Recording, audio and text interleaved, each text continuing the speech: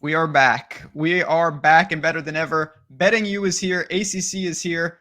And Rasa is here. Gajewski is here. The whole gang is here. We're ready to talk about a bunch more teams. 18 more teams right here. Win totals, futures, best bets, buying, selling. You may say 18. There's only 17 teams in the ACC. We're looping Notre Dame in. So if you're a Fighting Irish fan, you can skip to that timestamp. But I want to welcome you into the show. Obviously, happy to have you. Hit the like button, subscribe. We're doing all the conferences, and then we're going to get into week 0 next week. But I have said it 2 or 3 shows in a row, Matt, and I want to just start and get right into it. ACC overall forecast. How many bids do you expect to represent the playoff? 1 to 2 is my expectation.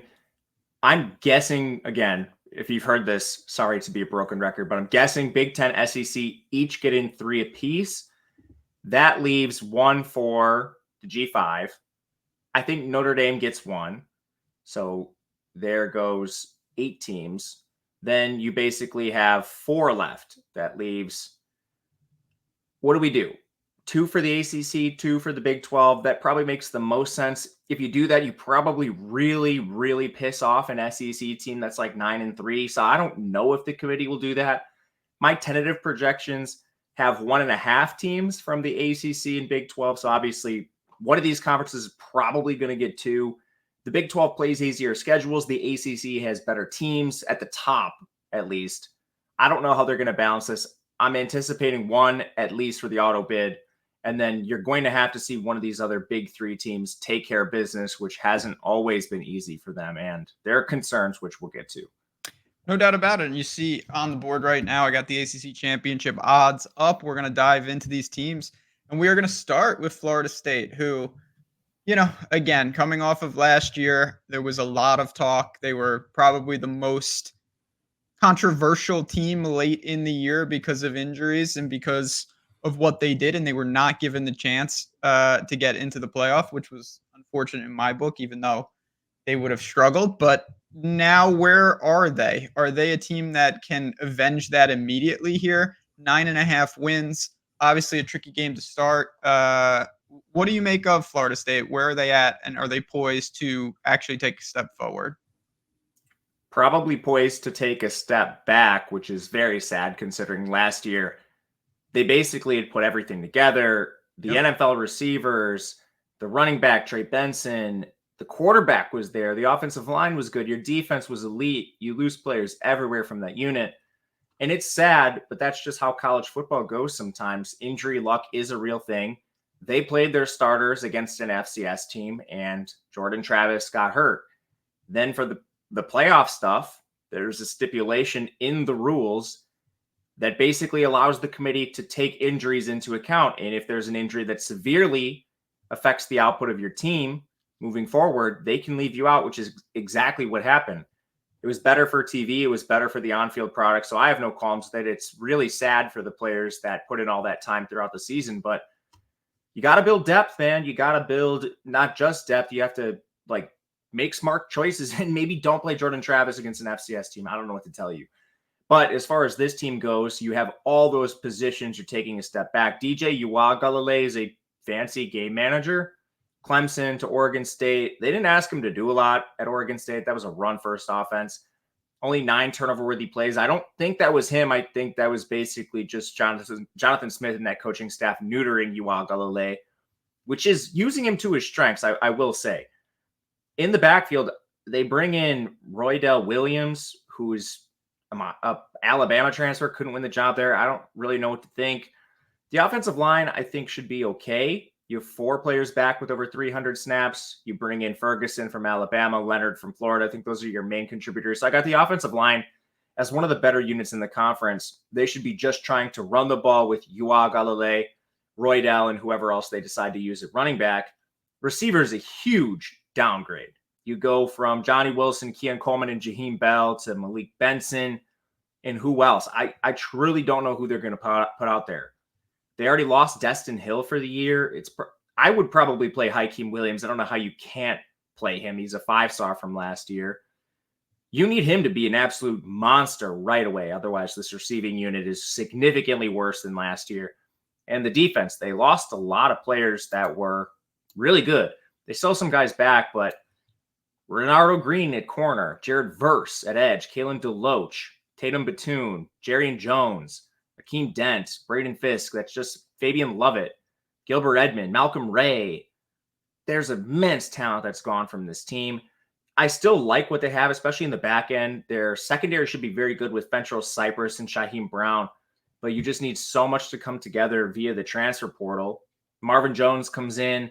There are players that have talent, but now you need them all to gel. Whereas last year you had a lot of returners coming in and you basically just use the transfer portal to patch holes. So I don't know. I'm not high on this team. Their schedule, I think, is fairly reasonable. They're one of the teams that does play Notre Dame in their non-conference. They're obviously a common opponent for a lot of these ACC teams. You get Florida too. I think they'll be favored in both those games if everything goes according to plan, but it's going to be really slight, man. So I'm personally a little lower on Florida State, and I think the schedule, I mean, it's tough up top. It's kind of weaker at the bottom. If it's anything, it's under or pass, in my opinion. Yeah, I don't have a strong take. Again, they get started with some weird ACC games. They should get through it. They've got Clemson, Miami, Notre Dame, and Florida all basically in the second half of the schedule. Those are the games. You can afford to go 2-2 if you sweep everything else. I guess that's kind of where I'm going, but I really don't have a lot to say. I would rather bet them just to make the playoff, to be honest, or to win the conference than do anything else. I'm not really bullish on this team.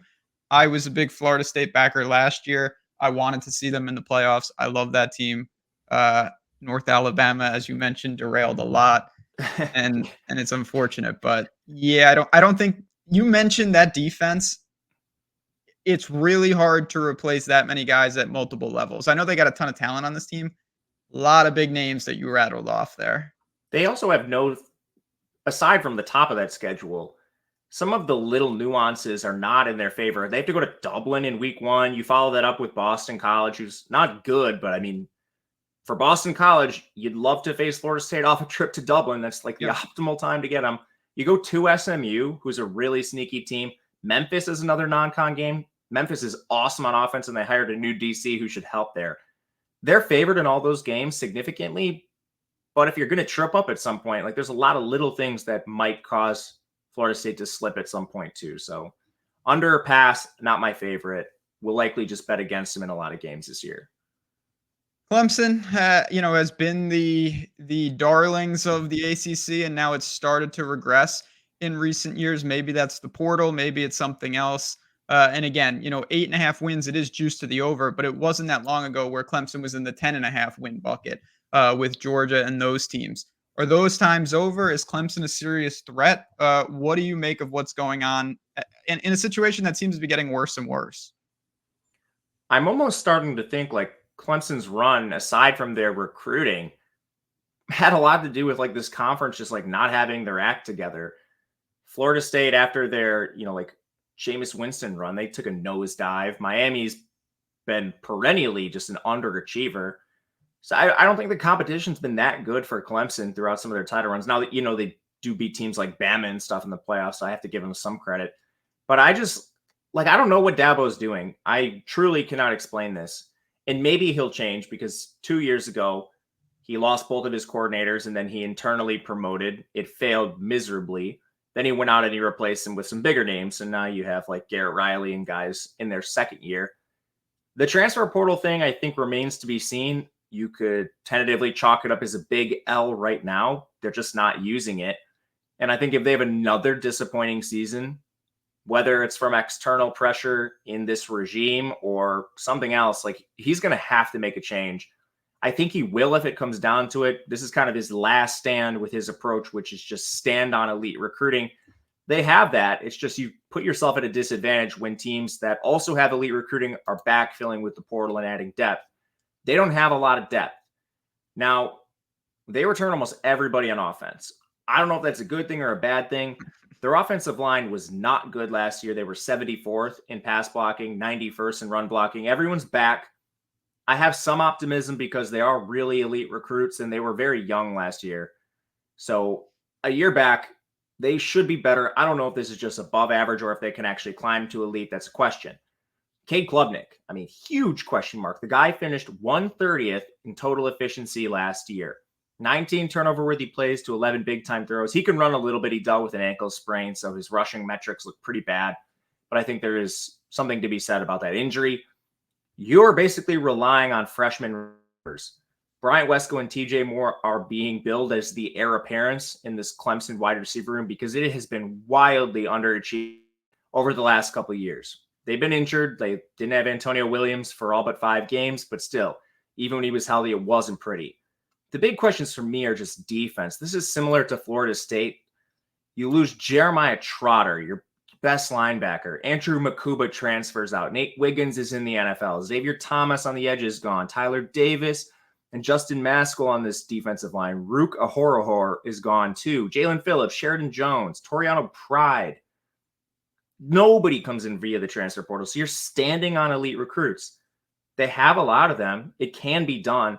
It's just tough when you have no combination of returning production and elite recruits. You're just standing on what RJ Mickens and Khalil Barnes brought back. That's it. Defensive line has one guy who had over 300 snaps. I mean, I'm not going to bet on every one of these elite recruits being an absolute stud right away. So it's another situation where I want to pass on Clemson. The only thing giving me pause is their schedule is easier than Florida State's. You have Georgia. You have at Florida State. Those are 2 swing games. But you should be favored in every other game. My real question is, last year they started dropping games to the NC States of the world. They play some of these teams that they should be better than, but I'm not confident they are. So NC State, you have Louisville, you go to Virginia Tech.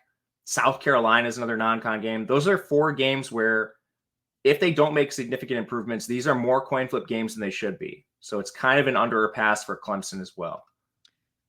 Schedule's pretty generous. As you mentioned, I'm going to probably short Clemson in specific spots more than anything here. I think we'll learn a little bit about them. I'm not sure the Georgia game, which leads us off, is indicative of anything. But you mentioned if it goes bad, I think it's going to go really bad. This is the type of team I actually think you could look to like alt win totals. Because to me, I think there's chances that Clemson crumbles or that they're actually really good and they go 11-1.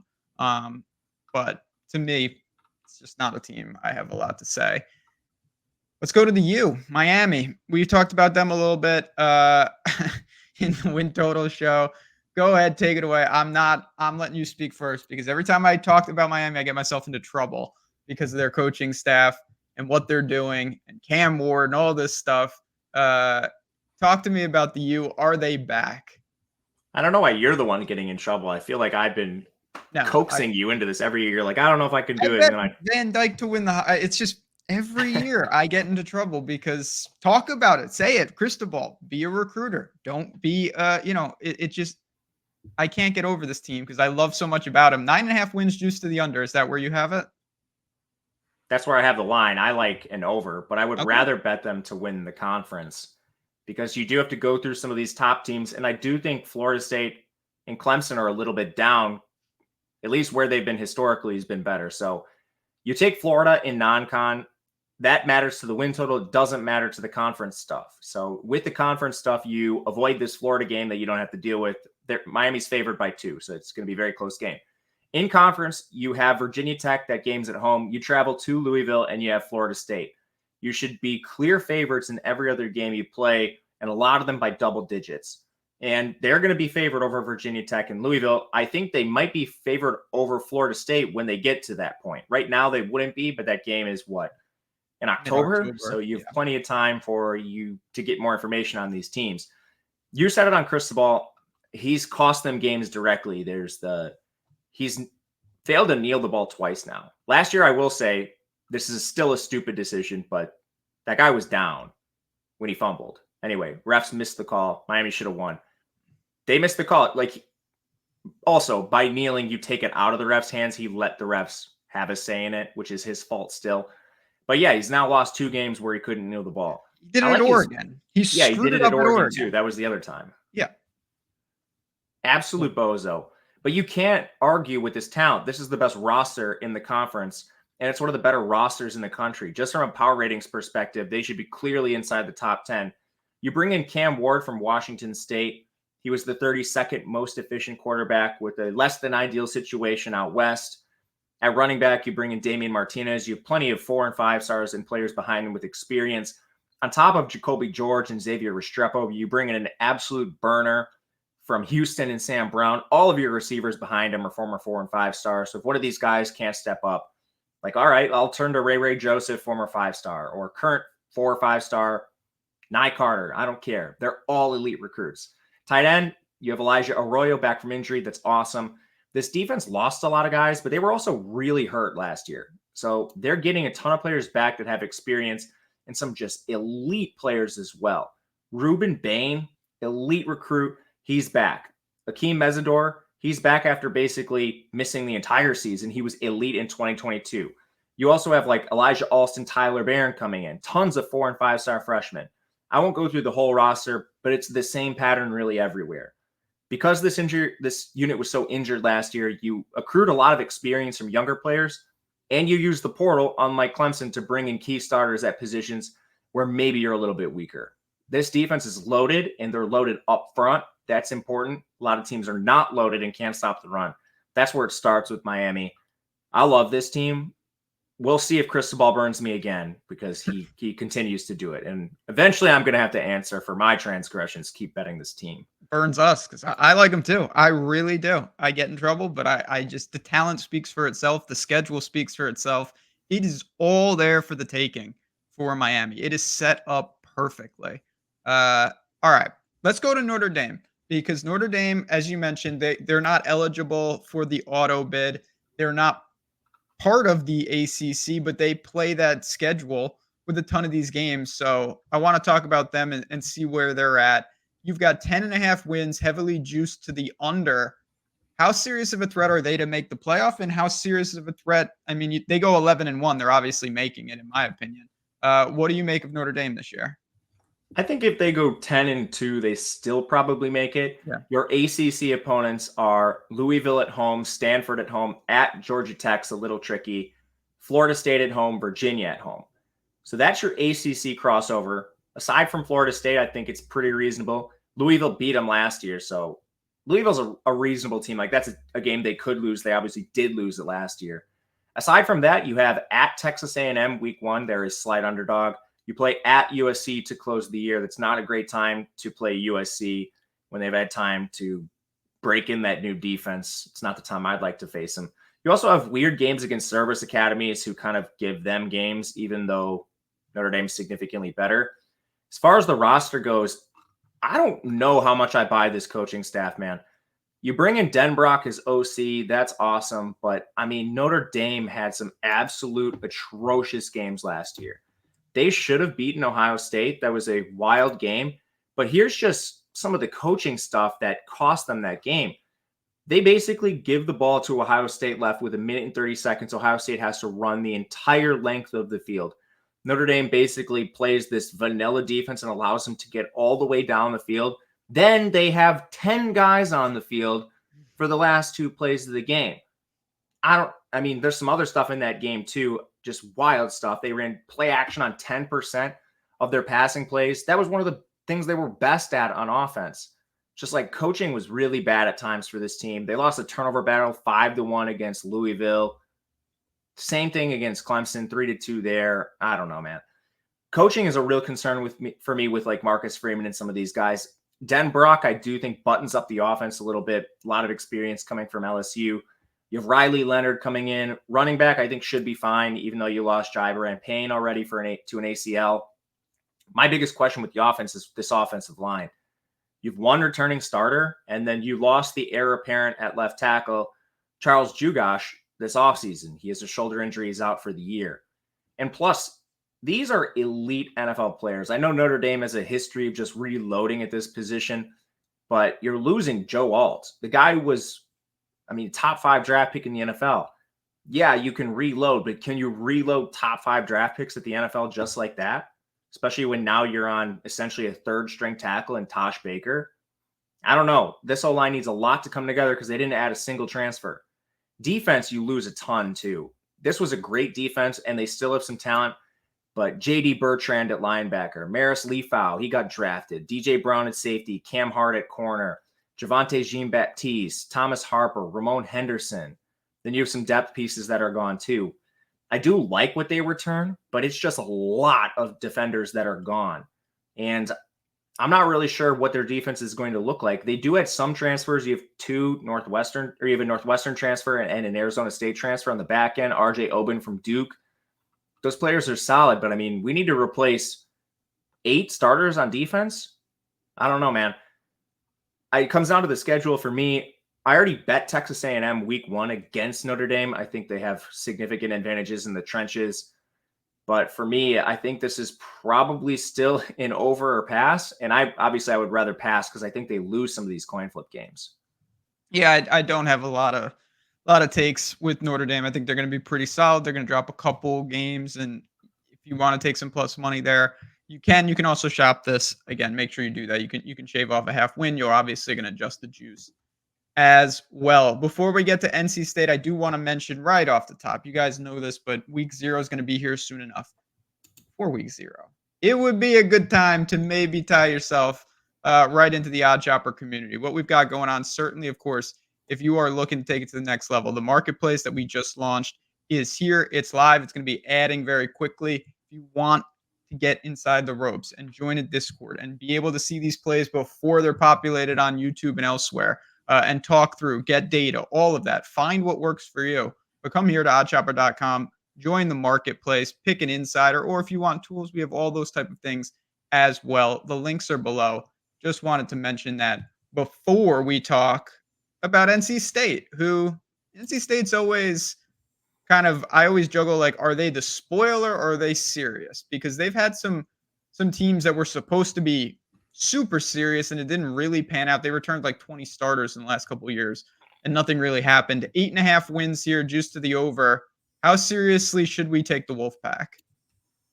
Relatively seriously. It starts with their schedule. I mean, this is an easy ACC schedule. You do draw Tennessee in non-conference, but I mean, for ACC future stuff, that doesn't matter. It's similar to like Miami and them playing Florida. For conference stuff, you go to Clemson early. They beat Clemson last year. And who else are they losing to on the schedule? You've got essentially every team from the bottom of this conference, like basically no teams even in the middle. Who is threatening out of this schedule? North Carolina? Like I don't have an answer.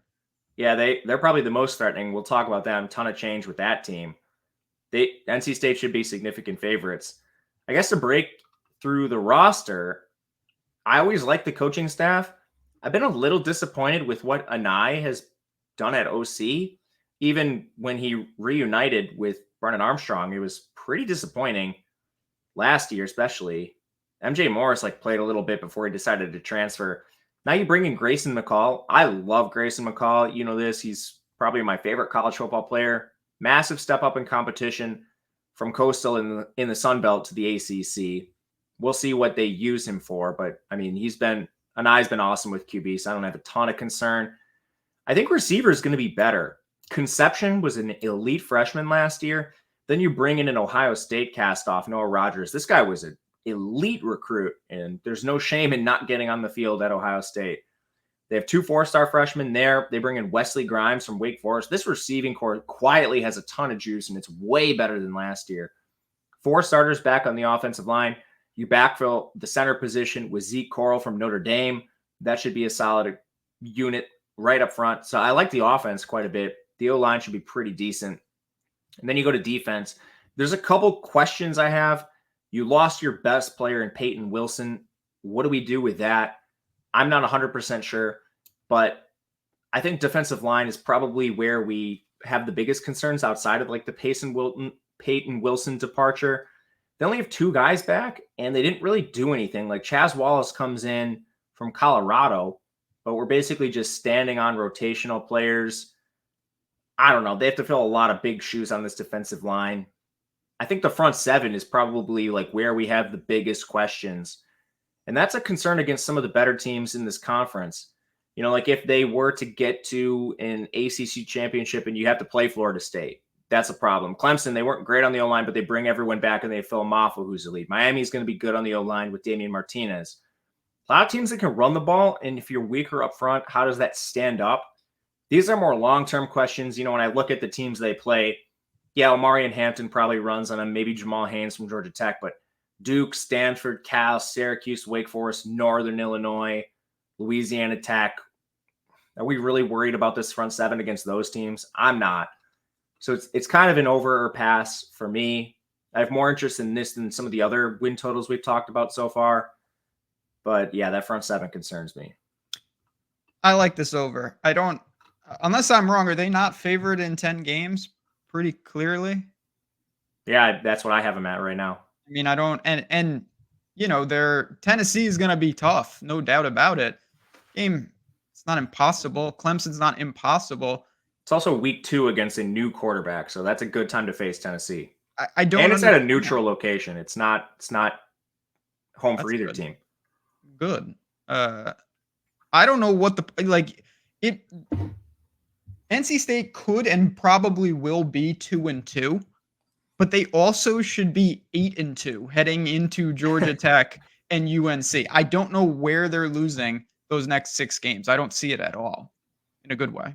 The only team I think that is kind of like frisky a little bit is Syracuse. We'll talk about them. They are an extreme mystery. We'll talk about that in just a minute. Let's keep it going. We've got Louisville, a team that you've been pretty high on in recent years. Obviously, they represented themselves well, got into big time games last year against Florida State and whatnot. Is that more of the same? Are they building something, or are they taking a step back? They're 58th in recruiting. I kind of compare them to Ole Miss of this conference, where they're not quite up to par with the Miamis, Clemsons, Florida States in recruiting, but they're very good in the transfer portal, and they backfill a ton through there. I like their coach, Win Brom. I think their offense should change quite a bit this year. He's historically an air raid guy, and last year they were running the ball quite a bit, hiding Plummer, which made probably the most sense for this offense. But there's a big difference. Last year they played the easiest schedule in the conference, and they overachieved against some of the teams that were the most difficult. So I want to give them some credit. Beat Notre Dame, of course, but they did lose to Kentucky. They move now to one of the tougher schedules. You got to go to Notre Dame, SMU, Miami, at Clemson, at Kentucky, still on the schedule because of that rivalry. There's a much more difficult schedule for Louisville.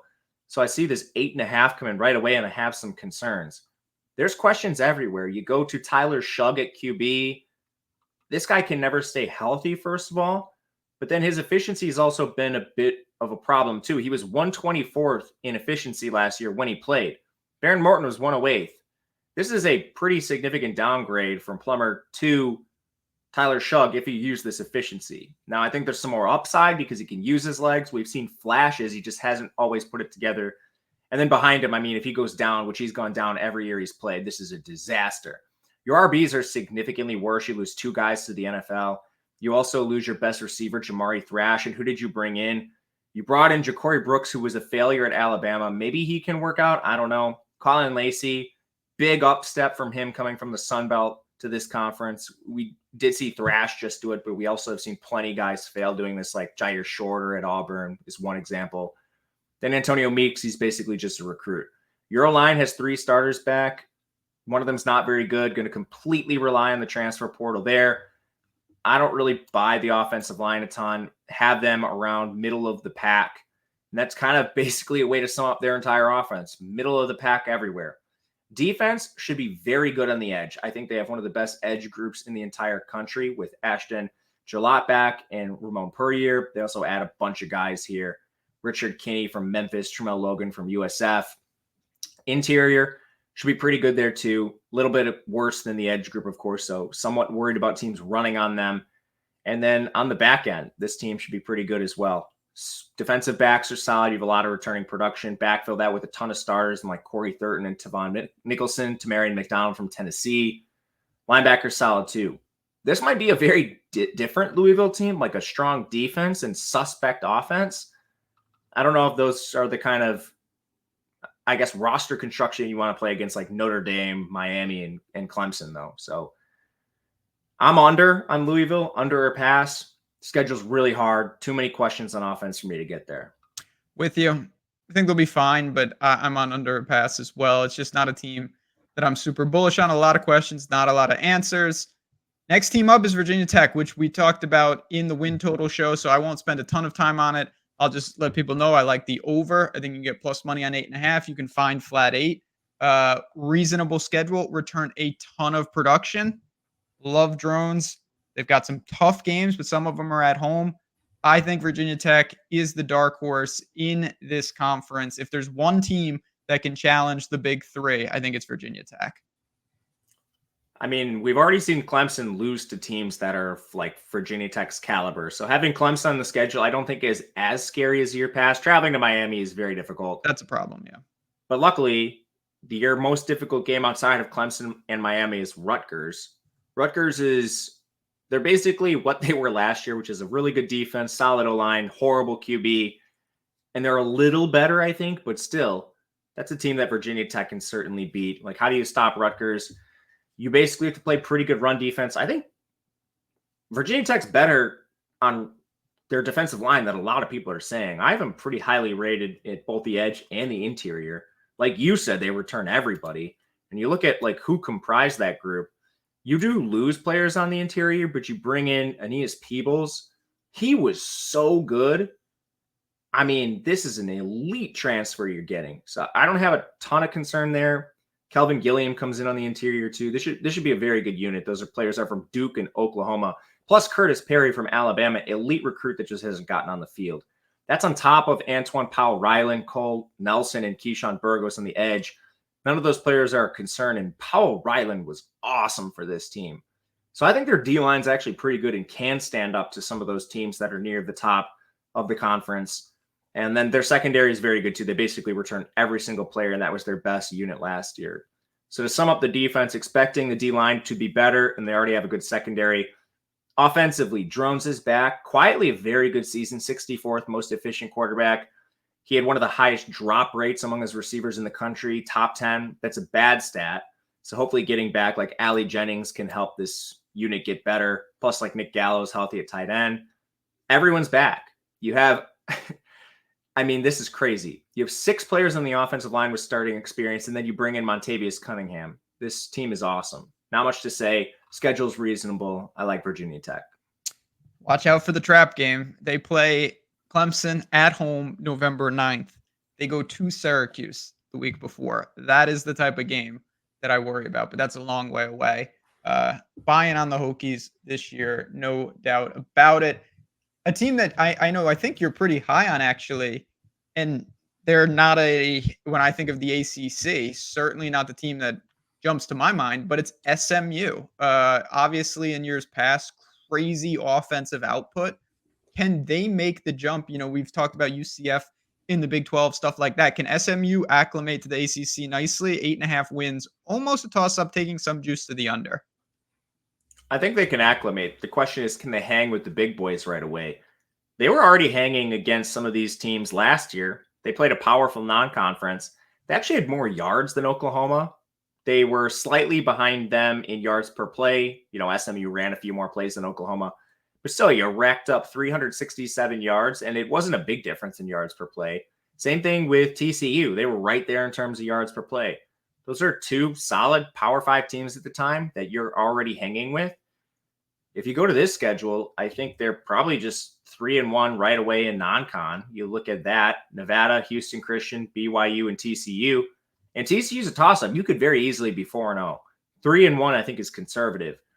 Your schedule in conference is reasonable. Florida State and Louisville, at Louisville. Those games are right away. So you basically play your toughest opponents right away in the first 6 games. After that, it's a complete cupcake. At Stanford, at Duke, versus Pitt, versus Boston College, at Virginia, and then you have Cal. Those are probably 6 of the bottom 8 teams in this conference that SMU should be able to just walk over. So, I mean, you've got a clear path to 9 wins minimum. I think you could get to 10. The roster returns everybody, and this was a solid roster. Some of their struggles late in the year, if you want to isolate that. Preston Stone got hurt. He's back now. This is a solid player. He was the 6th most efficient quarterback. 30 big-time throws, 13 turnover-worthy plays. He runs a little bit. Maybe that's diminished with the leg injury. I'm not sure. Everyone's back. You lost 1 starter in the offensive line. You backfill that with 5 starters. And a lot of these players are from high-profile programs. Bird's from Oklahoma. Anderson's from Oklahoma. Chambly's from Arkansas. Sapp was the starter at East Carolina, and Patterson was at Arkansas. All your running backs are back. Top 7 pass catchers, plus 2 more transfers. I mean, this offense is going to hum again. Defense, you have 10 returning starters. And this isn't just, okay, we're done. They smashed the transfer portal. So many transfers. And high-profile ones, too. Jafari Harvey from Miami.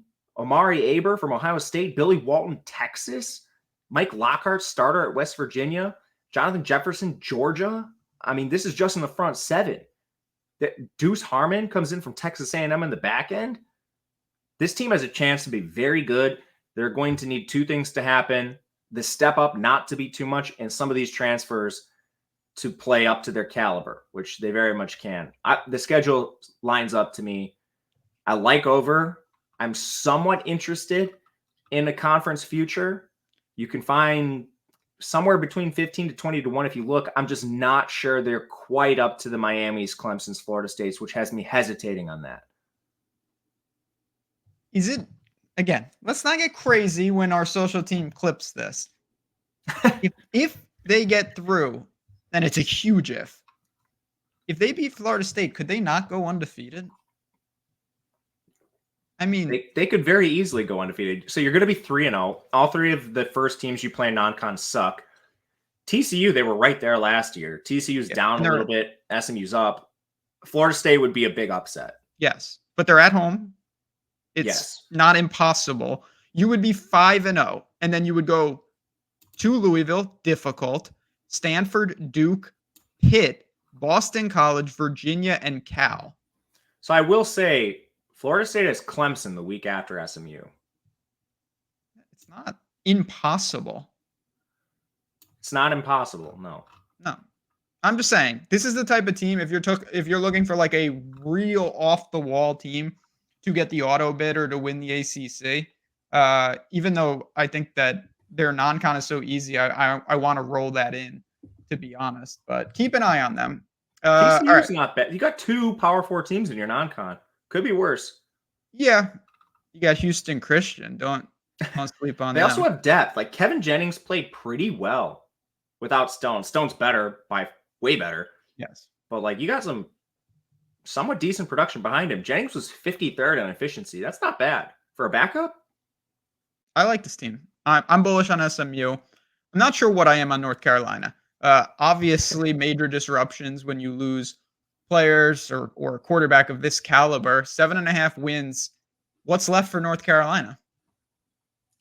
Not a lot. I mean, some of the guys they have to replace it's going to be hard. You have DC. It's Jeff Collins, our boy from Georgia Tech, and they promoted Tommy Thigpen internally. So we'll see what happens there. I'm not a huge Jeff Collins guy. He was kind of inheriting a disaster situation, turning Georgia Tech from the triple option to whatever they do. But anyway, this team, you replace Drake May. Good luck. You bring Johnson. North Carolina broke you. What can I say, my friend? Let's dive into this schedule while Gajewski comes back from the internet ecosphere. We've got Minnesota to lead you off. Then you get Charlotte, North Carolina Central, and JMU. Then you dive into ACC play with Duke, Pitt, Georgia Tech, Virginia, at Florida State, home to Wake, BC, and NC State. I mean, it's not the worst schedule in the world. Obviously, you've got a couple pretty distinct L's in there, to be honest. But I look at North Carolina, it's just a team for me. And if this guy ever returns, I'm interested to see what he says. I don't really want to lock up my money on such a wide range of outcomes. I think week to week, you can short them or buy on them because I think the books are going to be really inefficient with this team. I actually lean Minnesota in that first game. Obviously, replacing Drake May is a tall task. We have no idea what the disruption is going to be to the scheme. And then you look at it, again, they'll get a little runway with Charlotte and North Carolina Central. JMU has represented themselves very nicely. You're going to Duke, Pitt, and then I mentioned Georgia Tech and those type of teams. I expect this team to be fighting for a bowl. I just don't know exactly that this is the type of spot that I want to lock up my money. You see 7.5 -115 to the over. Again, it's going to be a pass for me. I don't see the need to get crazy with North Carolina. So, with that in mind, I will say real quick, uh, I'm going to say, oh, perfect timing. I was just about to move on to Syracuse, but I I didn't already lose internet connection. My computer disconnected from the internet. it's a tough scene. I summed up North Carolina saying I have really no interest in attacking them just because of the range of outcomes. Real quick, is there anything that you would disagree with there in terms of kind of this is one of the least actionable win totals on the entire conference for me. Yeah, they toss up games against like Minnesota and Yeah. non-con, ton of coin flip games in conference. Their O-line's bad. You're playing with a new QB. I don't know. Defense is okay. Syracuse. I can't see the line because I'm in New York. They're a dangerous team. You've mentioned a couple times to me that, they've done some things and maybe they can cause some problems. Obviously, regime change and whatnot. What do you make of them? How serious of a trap game are they going to be on people's schedules? Pretty serious. Fran Brown, their new head coach, comes from Georgia. So talent acquisition has not been a problem for them, and it's probably going to get better. A lot of their talent has just come through the portal right away. You have Jeff Nixon and Michael Johnson as co-OCs. Johnson's in-house. Nixon was with the Giants last year coaching running backs. Defense, Elijah Robinson and Robert Wright, co-DCs. That's Texas A&M experience, and Robert Wright was with Buffalo as their DC. So a lot of good head coaching experience, coordinator experience on this coaching staff. Your cupcake non-conference schedule probably gets you towards this win total right away, which is 7 in most places. It's Ohio, Holy Cross at UNLV is the hardest, and UConn. So not too difficult there. In conference, some tough games as you'll get in the ACC, but manageable, and we don't really care about it this much. It's kind of just Miami and NC State from the big dogs. The rest of them are toss-up games or games against really bad teams. You bring in McCord. He's definitely an upgrade from their Wildcat offense they ran last year. They had no quarterback, so just anyone that can throw the ball forward is an upgrade. I don't love McCord, but he's definitely more in his sort of, I guess, level of play where you'd want him, not at Ohio State. Offensive line is 4 players with starting experience. That unit was pretty good when they were healthy. The problem is they just weren't healthy at all last year. Like some of their starters were in single-digit games. I mean, Kalen Ellis played 1 game. David Wollabaugh played 2 games. So just with health, they should be better. I think their receivers are pretty significantly better. Gadsden only played 1 game at tight end. You bring in 2 Georgia transfers in Zeed Haynes and Jackson Meeks. Justice Ross Simmons from Colorado State's there, plus 3 returning starters. The Swiss Army knife, Dan Villari's back too, the former tight end who they threw in at quarterback at the end of the season's there too. Defense, you lose some guys, but everyone that you lost, you backfill with pretty solid players like Fadil Diggs from Texas A&M, Isaiah Hastings from Alabama, James Hurd, West Virginia. Douche Chestnut came back from his little stint at LSU that failed, but he was elite when he was formerly at Syracuse. Clarence Lewis from Notre Dame. So they're getting a ton of talent. It's just, it all has to gel.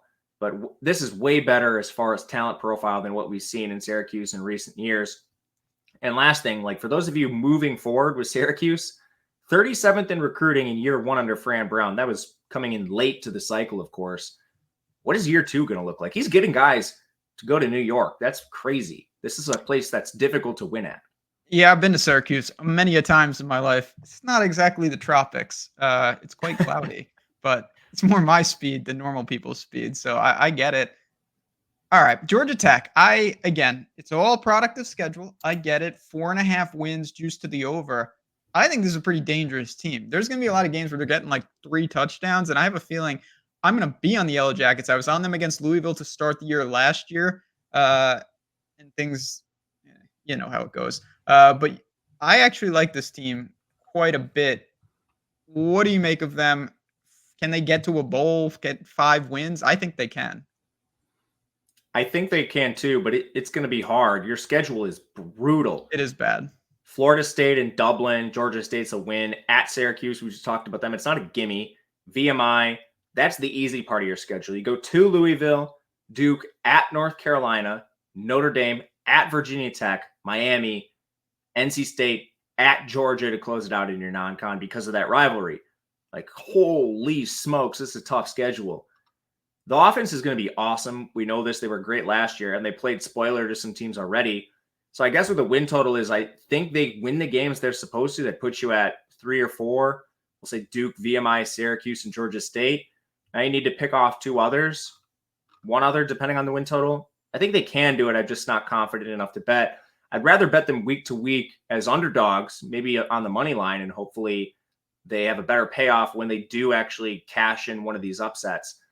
But yeah, I mean, like, everything's back. 5 starters in the offensive line. You bring in Rutledge as a transfer. Most of your good skill position players, Singleton, Rutherford, Haynes King was awesome. Very good dual threat ability for him. He was the 31st most efficient quarterback. The defense has a decent amount returning. They were just so bad last year. The question is, does the coordinator change help? I don't know why Brent Key did this, but, he comes in as head coach. He retains the DC from the Jeff Collins staff, Thacker. And then mid-season, he fired him, demoted him. I mean, if you gave the guy such a short leash, why didn't you just replace him immediately? So I don't know. You have a new DC coming in. I think that's probably an upgrade because they do have some pretty decent talent. And some of the guys they had just didn't play at all last year, like Sylvain Yanjuan. He played 1 game on the edge. Kevin Harris is still back there. Good transfers. Romello Height from USC is a good recruit, as is Thomas Gore from Miami. On the back end, you have some pretty decent guys like Warren Burrell coming from the SEC in Tennessee. That should help. Zachary Tobe. They already had 8 returning starters, so some of these players should come in right away and just boost a unit that needed a little bit of juice. But, man, the schedule is difficult. What do you think about them week 1? Because I kind of think I'm just going to play them week to week in spots where people think they're not very good, when actually I like their roster. I like them, again, against Florida State. I like them against Georgia. I like this team. Now, last year was the craziest win total sweat I think I've ever had because they lost as like 30-point favorites to Bowling Green in the middle of the year. And then they ended up beating Miami. I believe that was there was just bananas. I think this year will be a little more straightforward. I expect them to knock off the teams at the beginning and try to steal 1 or 2 of the big ones. But they're going to cover in a lot of these games against these elite competitions when they're, 2 to 3 touchdown underdogs. I like Georgia Tech week to week as well. Yeah, I think that's how I'm going to play them rather than take a stand on this win total. Cal, I honestly this show should be shorter and they just shouldn't exist. I have nothing to say about them. Go ahead. I don't know why they're in the Atlantic Coast Conference. 6.5 wins, juice to the under. I don't know much about this team, so this is all you. What the hell is going on out west? They've kind of, I don't know, Justin Wilcox has been there since 2017. He's 36 and 43. This team used to have awesome defenses. He's run them into the ground. You have a new OC who was an internal promotion, formerly the North Texas OC. I don't know. We'll see on that. Roster-wise, I think there's some upside because you have Fernando Mendoza in his second year. He was a 4-star recruit. And they brought in Chandler Rogers, who was awesome with North Texas. Just awesome player down there. 17th most efficient quarterback in the country. Plus, like, CJ Harris from Ohio actually has played a little bit too. I like the quarterback room. Jaden Ott's an absolute stud. We know this. Their pass catchers should be pretty good. You do lose some guys up top, but Mikey Matthews and Tobias Merriweather are former 4-stars that joined the program. Tron Grizel's still there. And Matthews, I mean, from Utah, talk about a hopeless situation as a 4-star last year. You don't even get to play with Rising. Merriweather, he was at Notre Dame, who just can't seem to figure out how to throw the ball to receivers. So we'll see about that. Offensive line is 4 players back with over 300 snaps. They were outside the top 100, so they'll definitely need to be better. It's probably an average unit, to be honest, but Ott has done so much that I think they can hang in some games. Defensively, they have a pretty decent amount of production back. It's just like they were 95th last year. Their best unit was their pass rush. That's where a lot of their departures were. You lost your 2 best guys at linebacker. I don't know. I'm not real optimistic about this team. I think they have pretty strong returning production and a decent crop of transfers, but I just don't have any faith in the coaching staff. You're going to need a lot of this to gel together. we'll see about Cal.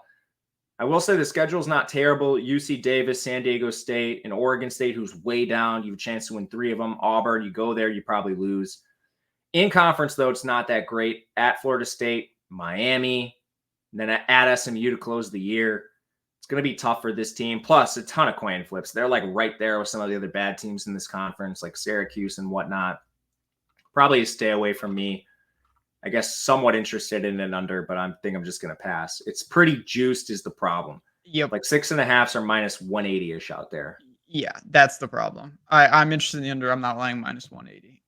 Simple as that. Pittsburgh, this team, they've made the show here and there, but not in a good way. And 5.5 wins at juiced to slightly to the under probably shows why. What's going on there? They used to be not a powerhouse, but a very, very top end team. And Kenny Pickett and co are not walking through that door. Any hope for Pittsburgh this year? No, they should fire their head coach, and they probably will after this year. He just has not been able to adapt. Lost a ton of talent, especially on defense. Holy smokes. He also can't decide what kind of offense he wants to run. Had Mark Whipple, ran that awesome air raid with Jordan Addison, Pickett. Didn't agree with him, even though it was wildly successful. Ran him out. Goes to this really slow, run-heavy, pro-style offense last year. It was terrible. Now he's going back to the air raid with Cade Bell, the Western Carolina OC over the last 3 years. I don't know, man. Like, Narduzzi's just a bad coach. They keep changing OCs, so they don't have any continuity, but even if you did, like, you're just changing OCs that whimsically. And with Whipple, last time he ran the air raid, Narduzzi just neutered him. So do they just neuter Cade Bell right away? I don't know. The personnel is terrible. Nate Yarnell couldn't beat out the worst quarterback in college football. That's not an exaggeration. Dead last in efficiency, Christian Velo. Terrible there. You don't have any good skill position players. You're led by an Akron transfer in Kanata Mumfield. Good luck. Offensive line, 5 returning starters. Were any of them any good last year? They were pretty damn bad. So I don't have a lot of optimism there. They're going to, and plus, like, you're moving to the air raid. Like, your strength is probably your O-line, if you want to call it a strength. Doesn't even play to the strengths of your team. This defense returns 4 guys with starting experience. 3 of them are at safety. It's a huge problem. You lose so many elite players to the transfer portal.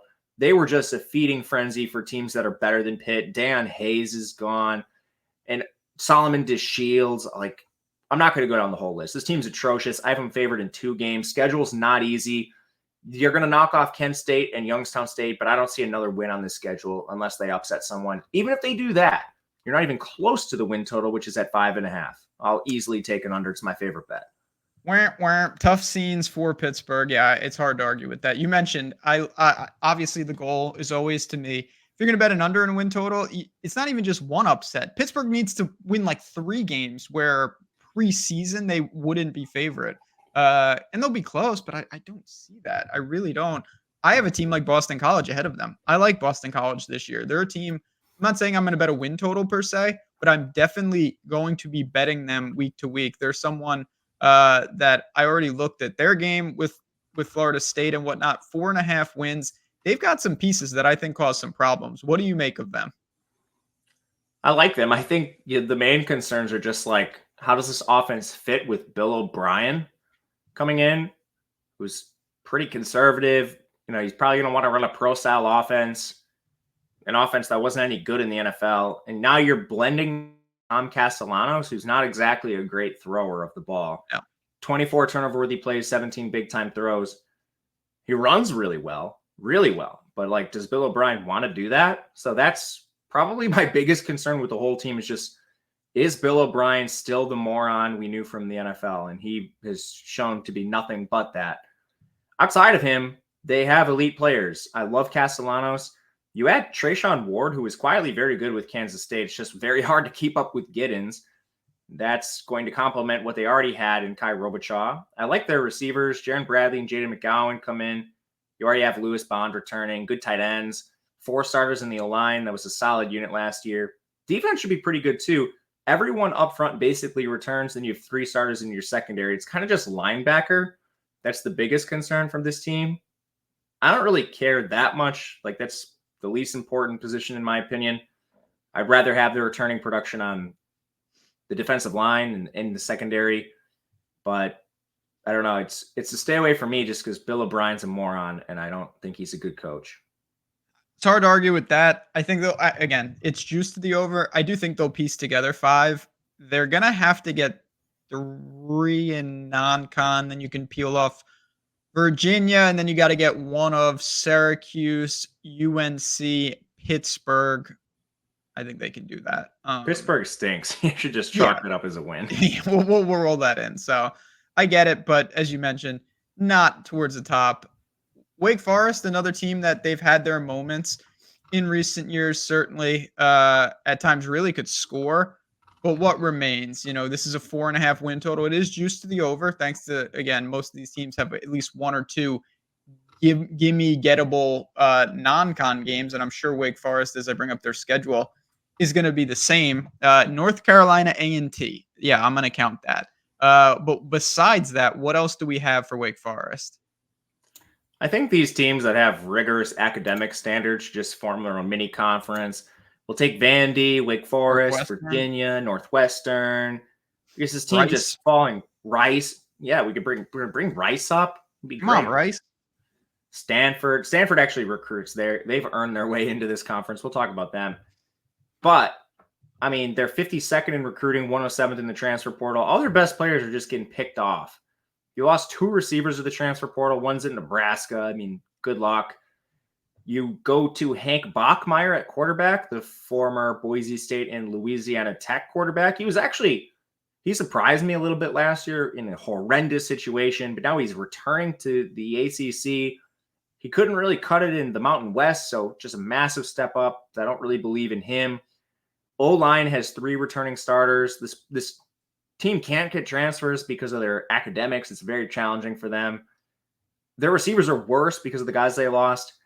Taylor Morin's solid, but now you're banking on the twice injured Donovan Green. He's had 2 season-ending injuries. How healthy is he? I love Donovan Green when he's healthy, but I don't even know what the efficiency is going to look like with him. No clear wide receiver 3. Defense, you have 7 players back. They were 46th, so that's pretty solid. And they're good up front. But that's about all I can say for this team. 1 returning linebacker, 2 returning players in the secondary, no transfers to backfill this. I'm not high on this team.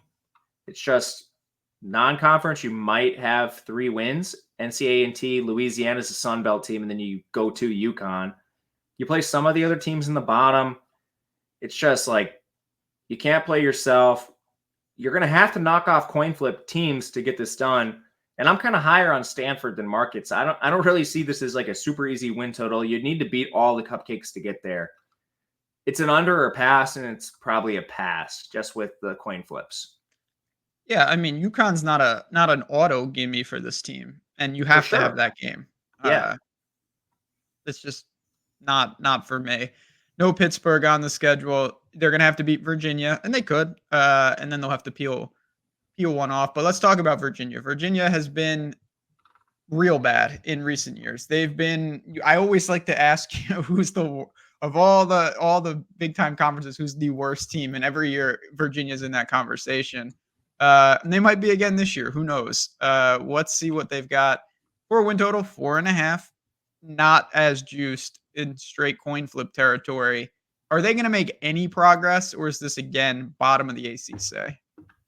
They're going to be in this academic conference with Wake Forest because they can't recruit and they can't get transfers. And their admissions are tricky. They have like a weird academic calendar. So a lot of times like transfers want to come here and then their credits don't transfer, even if they're a good student. So like they have even more hurdles to get players in. They're 88th in recruiting. This team stinks. My first note is this is the worst roster in the ACC. They have a quarterback competition. I hope it's Colandrea. He's better than Musket. They're playing behind a bottom 5 offensive line. A lot of those guys are back, but this unit was so bad. Plus, they're already banged up at a lot of positions. Like, Mikhail Boley's been in a boot, and Noah Hartso, he's out for the season. You also have 2 receivers that are in boots right now, Chris Tyree and J.R. Wilson. It's like you're going to have to monitor this team immediately. And maybe they just hold them out against Richmond in the non-conference because they have Wake Forest in week 2. But I don't like all these players are, at the very least, missing time in camp. This is a horrible team with a lot of transfers. Like, this is not a good situation. Their defense, they return a ton of production, but what kind of players are we returning? They were 125th last year, 125th, and they were best in pass coverage, 89th. You lose 3 starters there. That's where you lose everybody that was good. I don't know. This team is absolutely horrendous. This is the worst team in the conference. Poor Virginia. Man, because we still have 2 teams to go, so I can't wait to see. But maybe you're a little more bullish on this. I will say real quick, as we run through these teams, if you have any questions on anything, and you're, again, I strongly recommend that you go to oddshopper.com and you find ways to get more involved in the community. But if not, and you just have a quick question, at Matt_Gajewski on Twitter, at JazzRazBets on Twitter. Find us, tweet us. We are always around, and we are happy to respond to anything that you guys want. Duke. Poor Duke. I mean, Duke had an awesome run. Coach moves on. A lot of players move on. 5.5 wins, but severely juiced to the under. It seems like they're on the outside of bowl season looking in. Is that how you see it? Yeah, I have them as underdogs in every conference game. So right away, the under should be somewhat interesting. Also, you play UConn and Northwestern in non-conference, so not easy games, but could easily lose them. I think they're an underdog to Northwestern. Completely new coaching staff. Manny Diaz, complete failure in his first time as a head coach, good as a DC, so I don't know. Hopefully he's learned from his mistakes. SMU's offensive coordinator, co-offensive coordinator comes over. Should be good, maybe with time. I don't know, man. Like, this is maybe another team that can go in the academic conference for football. Oh, yeah. What Elko did here is unbelievable. This team is 61st in recruiting, 41st in the transfer portal. They can't get a lot of guys. They have 2 returners on the offensive line, and that unit was basically the best we've seen from Duke. And I don't know what generation. You had actual NFL talent on that offensive line. Now you bring in Bruno Fina from UCLA, Jack Purcell from Penn, Zachary Franks from Northwestern, Micah Sahakian from Cornell.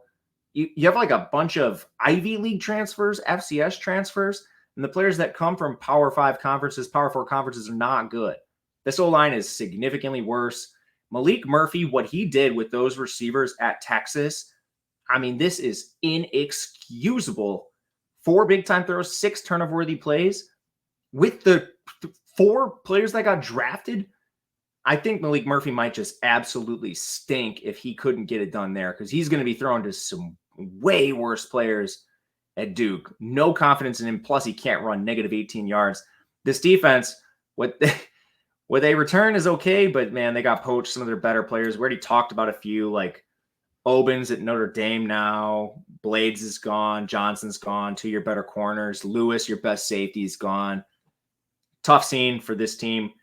Again, I have them underdogs in every conference game, and I very well could see them losing at Northwestern. Northwestern's not playing their games at home, so who knows, but tough scene for this. Yeah. Group. They're going to need to rattle off all 4 non-con. And I don't think that's I don't think they do that.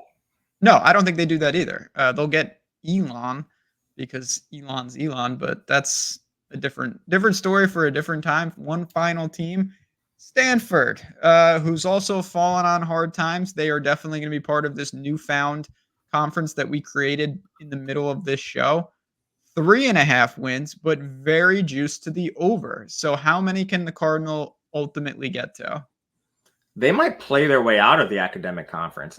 They were one of the youngest teams last year in the entire country, and they had a complete turnover job, new coaching staff, one that we really liked coming from the FCS, ton of success. And they're recruiting well. This is like a top 5 recruiting team in this conference. They were 31st in recruiting this year, and they were pretty decent last year. All those 4 stars they got last year, they all played right away. So now you have a good coaching staff, at least one we think is good, with some sophomore 4-star talent on the roster. They brought in 3 more 4 stars. One of them is at the quarterback position. I mean, there's some legitimate upside here. Now they're one of the teams that's highest in returning production because of all these freshmen they started. Ashton Daniels is the presumed quarterback. He had his issues. He also didn't have much around him. Fortunately, we started to see some players emerge down the stretch, like Alec Ayomainer at receiver had an awesome second half. Tiger Bachmeier was a 4-star freshman last year. He should be the wide receiver too. Sam Roush is a highly recruited tight end. He had to play a little bit last year when your Rasa got hurt. You have 7 returners from your offensive line. And some of these guys are 4-stars. Like Fisher Anderson was a 2022 4-star. You have legitimate talent on this unit too. It's not just like you're shoving in poorly recruited 3-stars at every position. These guys should be coached up and they should be better another year in the weight room, whatever you have it. And then to the defense, it's the same thing. 11 starters back. They were 131st, but tons of 4-stars like Ernest Cooper, 4-star. David Bailey, 4-star. You recruited a 4-star defensive tackle. You have a couple 4-stars in your defensive backfield. This team is not as bad as people think. And I think the first data point you can see in the market is like they've been bet way down against TCU. That line's moved like 3 or 4 points already in favor of Stanford. They're going to be underdogs in most of their games. They have 2 clear favorite spots against San Jose and Cal Poly. But I don't think this is the cupcake that we had last year on the schedule. And they started to get a little bit frisky down the stretch. They're going to knock off a couple teams they shouldn't. So I don't want to touch this team in terms of win total and futures, but I do want to bet them against some of the bad teams on their schedule, like Wake Forest and Cal and stuff, which I'll probably do throughout the year. Definitely not the easy out that some of the other bottom feeders are going to be. I'll wait and see. I think this TCU game will be very fascinating. Miss some value there. Hopefully some people grab that number because it has come down a ton, and I don't see myself betting it now. All right. We talked about every team, but I like to do this. Little best bets recap. Talk to me. If you had a couple wagers in the ACC market, where would you ultimately go? I like Miami to win the ACC. You're going to find 4-1, 5-1, probably if you can shop this really hard. My favorite win total is Pittsburgh under 5.5 wins. That's reasonably juiced too. You could find almost even money there. Those are my 2 favorites. I'm adding in Virginia Tech over. I like this team. I think they are really poised to take the next step. Really like the roster. Schedule is manageable. Avoid the slip-ups in non-con, and we're going to be off to the races. And then if you want a real crazy one, I think that SMU has a chance to really make a move in this conference. You're going to get certainly over 10-1 depending on the market, but even if you want to go there, if they can get past, then it's a huge if. Florida State, they have a chance. So I'm with you on Miami and I'm with you on Pittsburgh. Throwing in a radical one to close the show here. But we have done it. We have talked about all these major conferences, but don't worry, we're going to get to the rest of it, and then we're going to turn our attention next week to week 0. Again, if you want more access, if you want the data, all that depth charts, all that stuff, we're going to show you how to get it, courtesy of what we're doing on the OddsShopper Marketplace. But for me and for Matt and for all of us here at OddsShopper, the ACC Conference. Hope you found some good info. Hopefully we got some wagers to sweat during the year. And come back next week. Same time, same place.